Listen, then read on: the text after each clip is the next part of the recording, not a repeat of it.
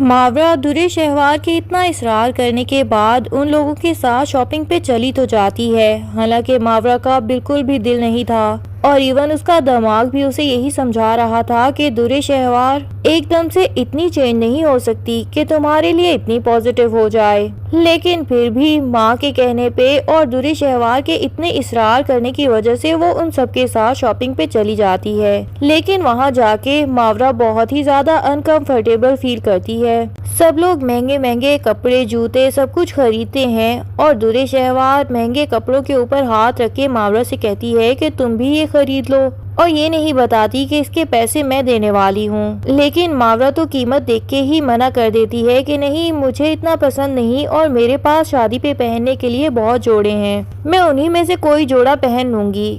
آئمہ کو محسوس ہوتا ہے کہ ماورا کی تذلیل ہو رہی ہے، لیکن اب وہ ماورا کی سائیڈ لے کے تیمور کو مزید خفا نہیں کرنا چاہتی اور نہ ہی یہ چاہتی ہے کہ تیمور اپنی بہن کو درست سمجھنے لگ جائیں اور آئمہ کو ہی غلط قرار دے دیں۔ اسی لیے وہ تو بہت ہی خاموشی سے شاپنگ کرتی ہے، ماورا سے ضرورت کے تحت ہی کوئی بات ہو تو کرتی ہے، ادروائز کوئی بات ہی نہیں کرتی، اور درِ شہوار اور ماورا کے درمیان تو بالکل ٹانگ نہیں اڑاتی۔ درِ شہوار ایک مہنگا سا جوڑا اٹھاتی ہے اور ماورا سے کہتی ہے کہ چلو بھائی، یہ تو تمہیں خریدنا ہی پڑے گا، اب آخر ہمارے ساتھ شاپنگ پہ آ گئی ہو تو کچھ تو نیا خریدو، ایسے تو اچھا نہیں لگ رہا کہ ہم لوگ اتنا کچھ خریدیں اور تم یہاں سے خالی ہاتھ چلی جاؤ۔ ماورا کہہ دیتی ہے کہ بھائی اصل میں امی کا ابھی علاج ہوا ہے، میرے بہت پیسے وہیں لگ گئے ہیں، اور پھر امی کی طبیعت آج کل ویسے بھی خراب رہتی ہے، تو اسی لیے میں کوئی بھی ڈریس خریدنا نہیں چاہتی، کوئی فضول خرچی کرنا نہیں چاہتی۔ درِ شہوار بہت ہی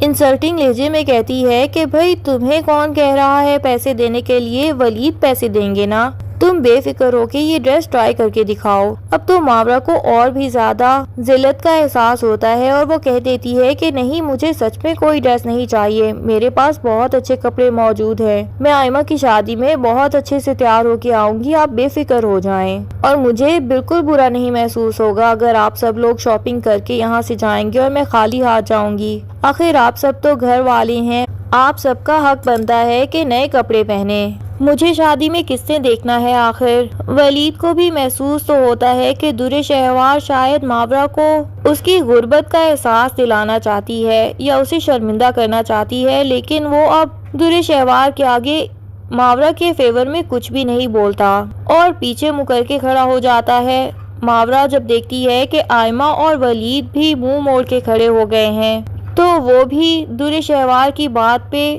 کوئی ری ایکشن نہیں دیتی۔ اس کے بعد درِ شہوار کہنے لگتی ہے کہ بھائی مجھے تو زوروں کی بھوک لگی ہے، چلو کہیں کھانا کھاتے ہیں۔ ماورا کہہ دیتی ہے کہ میں تو گھر جانا چاہتی ہوں، گھر میں امی اکیلی ہوں گی اور وہ میرے بغیر کھانا بھی نہیں کھاتی۔ تو درِ شہوار کہتی ہے کہ اب بھائی گھر کیسے جاؤ گی، ڈرائیور اگر تمہیں چھوڑنے جائے گا، اتنی دور جائے گا، تب تک ہم فارغ ہو کے اس کا انتظار کرتے رہیں گے کیا؟ ایک ساتھ ہی فارغ ہوتے ہیں اور تمہیں ہم چھوڑ دیں گے راستے میں۔ ماورا کو بھی ان لوگوں کے ساتھ ہی رکنا پڑتا ہے اور نہ چاہتے ہوئے بھی ان کے ساتھ بیٹھ کے کھانا ہی پڑتا ہے۔ درِ شہوار بھی جتا جتا کے ماورا کے لیے پے کرتی ہے کہ بھائی ماورا، تم بالکل بے فکر ہو کے جو بھی آرڈر کرنا چاہتی ہو کر دو، تمہارا بل آج میں پے کروں گی۔ اب ایک دفعہ پھر سے آئمہ کو یہاں احساس ہوتا ہے کہ درِ شہوار ماورا کے ساتھ بالکل ٹھیک نہیں کر رہی، لیکن پھر بھی وہ چپ رہتی ہے۔ ماورا بھی یہ بھانپ جاتی ہے۔ بہرحال تیمور کو کچھ بھی محسوس نہیں ہوتا، اسے تو اپنی بہن کی چالاکی بھی فیل نہیں ہوتی، الٹا وہ یہی کہتا ہے کہ دیکھو، درِ شہوار نے ماورا سے دوستی کرنے کے لیے اس کا بل تک خود پے کیا ہے، پھر بھی تم لوگ ہو کے درِ شہوار پہ ہی شک کی نگاہ رکھتے ہو۔ شاپنگ مال سے نکل کے یہ لوگ گھر کی طرف نکل پڑتے ہیں اور راستے میں ماورا کو اس کے گھر ڈراپ کر دیتے ہیں۔ جب گھر چلے جاتے ہیں تو تیمور سے آئمہ بات ہی نہیں کرتی اور محسوس ہو جاتا ہے جیسے آئمہ تیمور سے ناراض ہے۔ اب درِ شہوار تو اس ایشو کو بھی ہائی لائٹ کرتی ہے اور کہہ دیتی ہے کہ کیا ہوا، کیا تیمور نے تمہیں تمہاری پسند کی کوئی چیز نہیں دلوائی؟ بھائی تم اب میری بھابھی بھی بننے والی ہو تو مجھ سے ہی فرمائش کر سکتی ہو، کچھ بھی تمہیں چاہیے ہو تو مجھے بتا دینا تھا، بلا وجہ تیمور کے پیچھے پڑتی ہی نہ، دیکھا نا اپنا موڈ بھی خراب کر لیا۔ آئمہ تو درِ شہوار کی اس بات پہ کوئی بھی جواب نہیں دیتی اور چپ چاپ اپنا سامان لے کے اپنے کمرے میں چلی جاتی ہے۔ تیمور بھی اپنے گھر چلا جاتا ہے۔ بعد میں دیر سے تیمور آئمہ کو کال کرتا ہے تو آئمہ اسے کہتی ہے کہ آپ نہیں دیکھ رہے تھے کہ کس طرح آپ کی بہن ماورا کو ہر بات پہ ذلیل کر رہی تھی اور اسے یہ احساس دلانا چاہ رہی تھی کہ جیسے وہ کوئی بہت ہی غریب اور ضرورت مند لڑکی ہے۔ تیمور کہتا ہے کہ آخر ماورا واقعی ہی ضرورت مند تو ہے نا، ولید بھائی بھی تو اسے پیسے دیتے تھے تو اسے تب چھوٹا محسوس نہیں ہوتا تھا، اگر درِ شہوار اسے پیسے دے گی تو اسے چھوٹا محسوس ہوگا۔ ولید بھائی سے تو وہ چپ کر کے سب کچھ لے لیتی تھی، ہر قسم کی مدد لے لیتی تھی، آخر ایسا کیا رشتہ تھا اس کے اور ولید کے درمیان؟ آئمہ کہہ دیتی ہے کہ آپ آہستہ آہستہ درِ شہوار کی زبان بولنے لگے ہیں۔ تیمور بھی بہت زیادہ غصے ہو جاتا ہے اور آئمہ سے کہتا ہے کہ اب بس کرو، میں اپنی بہن کے خلاف یا اپنے خلاف ایک بھی لفظ نہیں سنوں گا۔ تمہیں اگر ابھی بھی اس رشتے پہ اعتراض ہو تو تم سوچ سکتی ہو، ابھی بھی وقت ہے۔ یہ بات سن کے تو آئمہ کا موڈ بہت زیادہ خراب ہو جاتا ہے اور وہ کال بند کر دیتی ہے اور دل میں یہی سوچتی ہے کہ کیا یہ وہی تیمور ہے جسے میں نے پسند کیا تھا اور جس کے بارے میں نے یہ سوچا تھا کہ چاہے درِ شہوار جیسی بھی ہے، اس کی فیملی اس سے بہت ہی مختلف ہے، اس کے ماں باپ بھی بہت ہی سلجھے ہوئے ہیں کہ مجھے اس گھر میں شادی کر کے کوئی بھی مسئلہ نہیں ہوگا،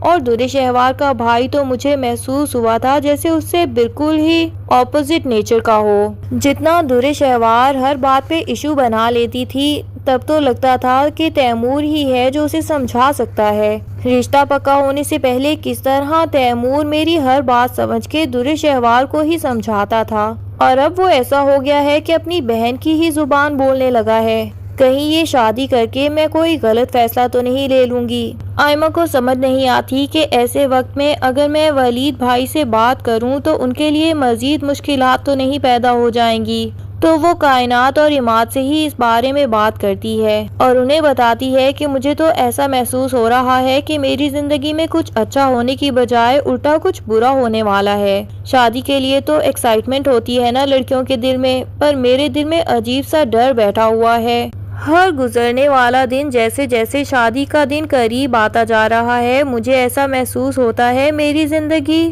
بہت ہی خراب ہونے والی ہے۔ کائنات تو آئمہ کو سمجھاتی ہے کہ ایسا تو ہر لڑکی کو محسوس ہوتا ہے، لیکن ظاہری بات ہے تمہارا ایک گھر تبدیل ہوگا اور پرماننٹلی تم ایک دوسرے گھر میں چلی جاؤ گی۔ تھوڑے سے دن تو مشکل گزریں گے، پر اس کے بعد دیکھنا تمہیں وہ زندگی بھی اچھی لگنے لگے گی۔ آخر کبھی نہ کبھی تو تمہیں اپنے گھر جانا ہی تھا نا، اور پھر تیمور تو تمہیں اچھا بھی لگا تھا، تو اچھی بات ہے نا کہ اپنی پسند کے لڑکے سے شادی کر کے جا رہی ہو۔ آئمہ کہتی ہے کہ کائنات آپ سمجھ نہیں رہی ہو، تیمور وہ لڑکا ہے ہی نہیں جسے میں نے پسند کیا تھا۔ میں نے جب تیمور کو پسند کیا تھا تو اس کی عادتیں اس سے بالکل مختلف تھیں، لیکن اب وہ ٹپیکل مڈل کلاس فیملی کا ہسبینڈ محسوس ہونے لگا ہے جو مجھ پہ بلا وجہ کی پابندیاں لگائے گا اور میری ہر بات کو غلط ثابت کرنے کی کوشش کرے گا۔ کائنات بھی آئمہ کی یہ بات سن کے پریشان ہو جاتی ہے، لیکن کیا یہ لوگ شادی کو کینسل کر پائیں گے، یا درِ شہوار کو جب پتہ چلے گا کہ